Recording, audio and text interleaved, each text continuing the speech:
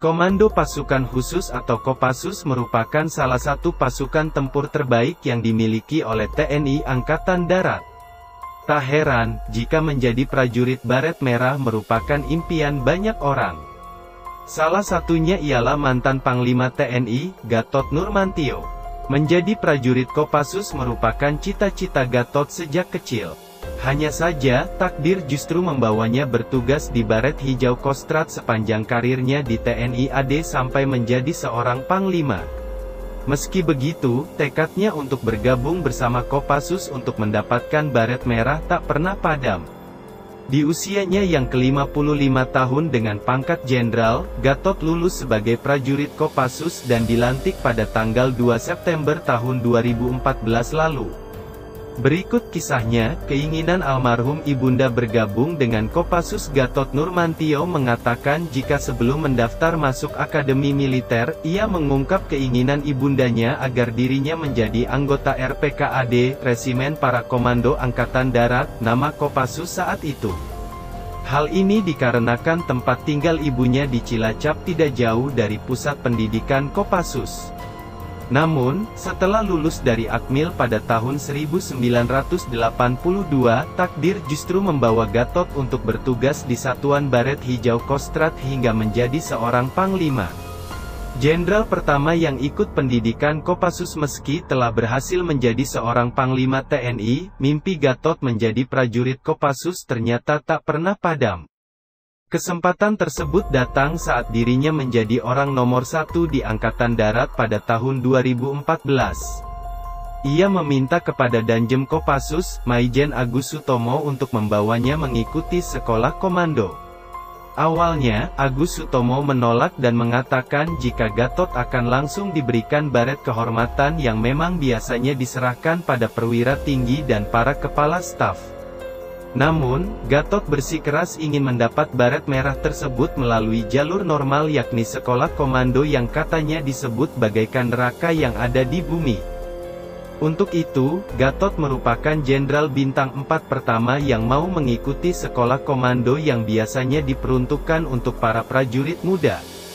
Gatot ikuti sekolah komando sama seperti prajurit lain. Kopassus merupakan satuan khusus yang memiliki kemampuan luar biasa dan ditugaskan menangani masalah-masalah berat.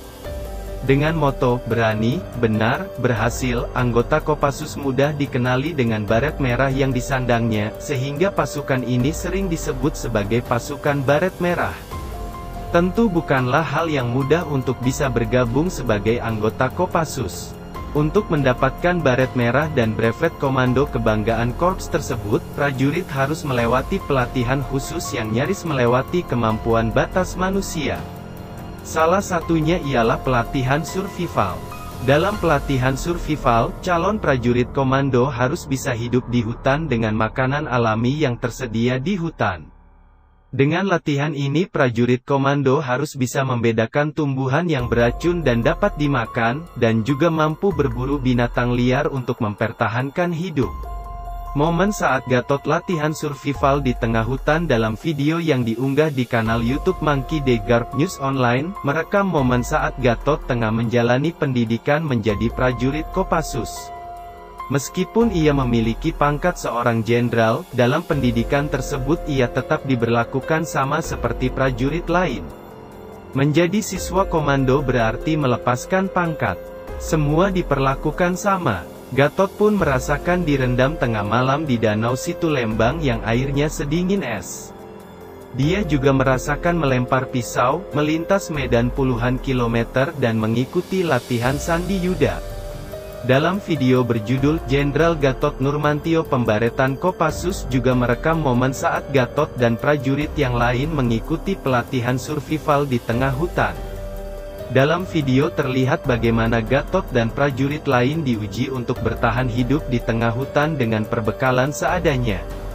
Mereka minum air yang berasal dari batang pohon, dan memakan ular liar yang ada di hutan untuk bertahan hidup. Gatot Nurmantio berhasil lulus dari sekolah komando setelah menjalani berbagai rangkaian pelatihan. Gatot Nurmantio akhirnya dinyatakan lulus sebagai prajurit komando. Dalam upacara di tepi pantai Permisan Cilacap, Maijen Agus Sutomo memasangkan baret merah dan menyematkan brevet komando di dada Gatot pada tanggal 2 September tahun 2014. Dalam sambutannya, Gatot mengaku bangga bisa bergabung bersama keluarga besar Kopassus. Bahwa yang namanya prajurit tidak ada bedanya antara prajurit 2 dan jenderal. Saya bangga menjadi keluarga besar Kopassus. Sampai bertemu di medan pertempuran. Komando, teriak Gatot di depan ratusan prajurit baret merah. Komando, komando, komando, jawab prajurit lain. Setelah dilantik, masih dengan baret merah, baju belepotan lumpur dan muka coreng-oreng, Gatot langsung terbang menuju makam orang tuanya. Dia memberi hormat dengan takzim dan menyampaikan amanah ibunya puluhan tahun lalu telah terlaksana.